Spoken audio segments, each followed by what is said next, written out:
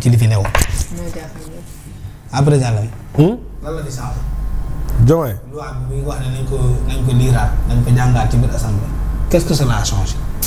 est-ce que tax na L29 ak L30 opposition bi baax bi luñ ci bëggoon ndax loolu am na. rien n'a changé. Rien n'a changé. Tant que Ousmane Sonko a sa majorité à l'Assemblée nationale lu mu bëgg loolu mooy am Diomaye amul benn pouvoir di dem ci mbirum loi fu mu toll nii ci guddi yi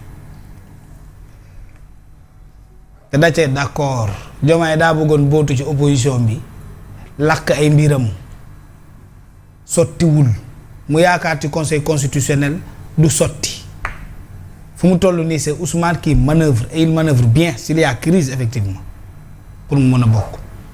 Qu'est-ce que cela a changé? Est-ce qu'il fallait réellement nous amener cette seconde lecture-là? Qu'est-ce qu'elle a changé? Qu'est-ce qu'elle a prouvé sur le pouvoir du président de la République?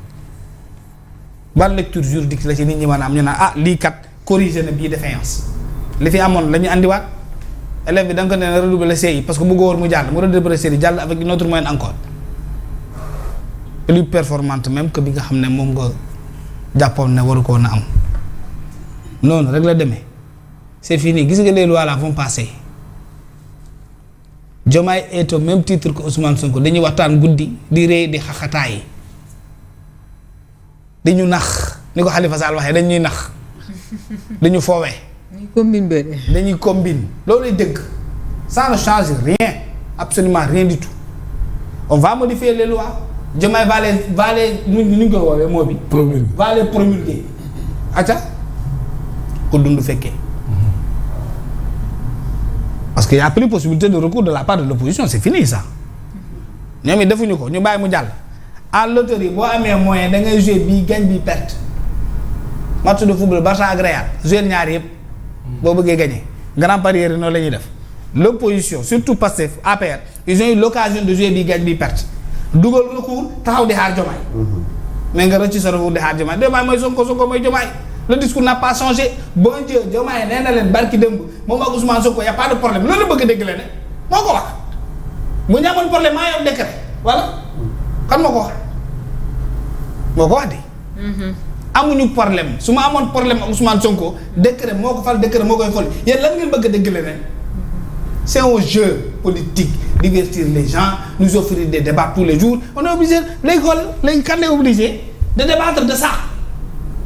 te man sama gerte gale ba léegi jaay ñu ko suñu diplomatie bii ba léegi nous avons nos enfants au Maroc la sécurité question sécuritaire on bombarde là tout près du Sénégal notre économie que nous avons avec le Mali elle est menacée parce que terroristes yaa ngi bloqué camions yi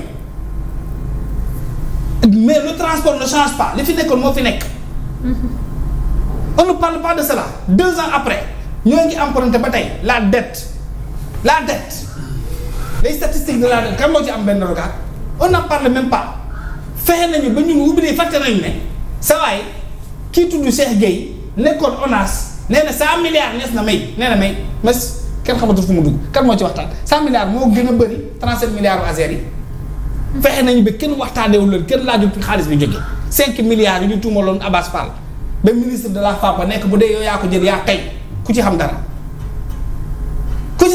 kenn waxatu ci 8 milliards yi Mbacké Bamba da ngaa laajate fu mu dugg 2 milliards yu ñu yóbboon Touba kan moo laaj fu mu dugg te ñoo ngi dem ci nawet léegi li nga xam ne moom la nit ñi war a def focus ne Sonko yaa digge woon lii fii nga fekkoon lii tey lii fii la ne que ça soit positivement ou négativement on n'en parle plus ñoo doon critiquer le TER tey on devait nous proposer des projets plus performants que le TER et le BRT on n'en parle plus on ne parle plus d'économie on ne parle plus kii mais lan la ñuy wax ay loi L29 L30 Ousmane Sonko bàyyi la ko mu bokk nañ ko bàyyi mu bokk gis nga bu bokkee li ñu def gone yi nii du ko mooy moom loolu dëgg fii ci réew mi kenn mënatu fi dem élection di nax nit ñi surtout boo nekkee au pouvoir. Très bien. yaa war a am bilan te amuñu bilan loolu dëgg. Très bien.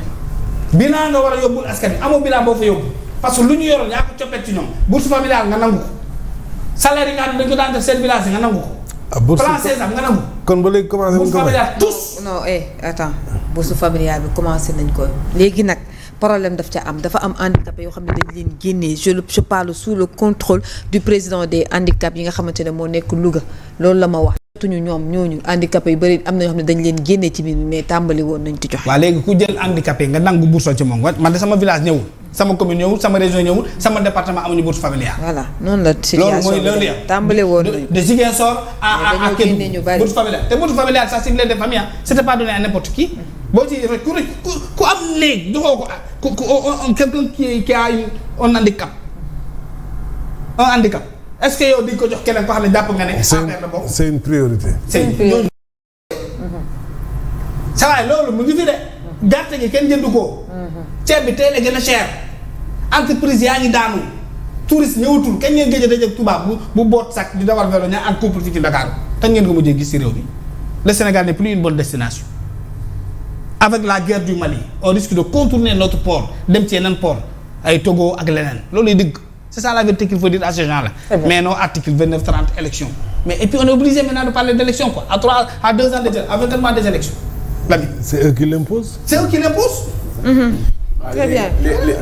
Bamba. waaw léegi si kaawu article L29. Assemblée nationale parce que gis nañ tey ki nga xamante ne moo di le député l'honorable Tafsir Thioye wax de accuser leen quand même li nga xamante ne moo di tromperie faux et usage de faux ci li nga xamante ne moo di texte bi.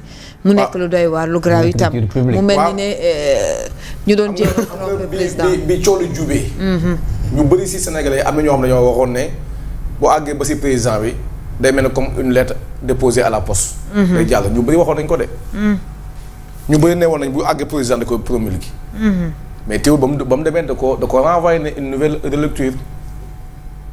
waaw léegi nag comme da ngeen wax ne rien n'a changé dara changé wul bu dara changé wul fa mu jaaroon mën na faa jaaraat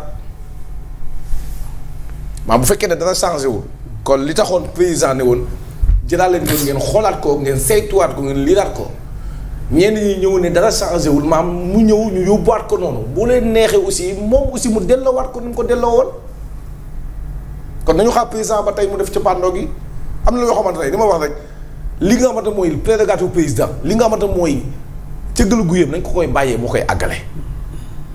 léegi nag beneen bi aussi mooy si wàllum loi bi muy L29 ak L30 bi duñu ñooy wax nu Ousmane Sonko bokk wala du bokk du ñu nekkuñu fi loolu dafa am dëkk dafa am constitution am loi am li nga mooy ay jugement si wàllum tribunal yi loi li mu wax ñëpp a si tënku nul n'est au-dessus de la loi réew mi aussi nañu gën a may doole li nga xamante mooy les décisions de la justice mënuñu justice jël ay décisions ba pare ay nit bëgg def ay contournement ay détournement pour changer la donne. C'est l'État. Pardon. ma ne réew mi c'est l'État du Sénégal tu parles de l'État du Sénégal. voilà dama ne. parce que ndax ñoom.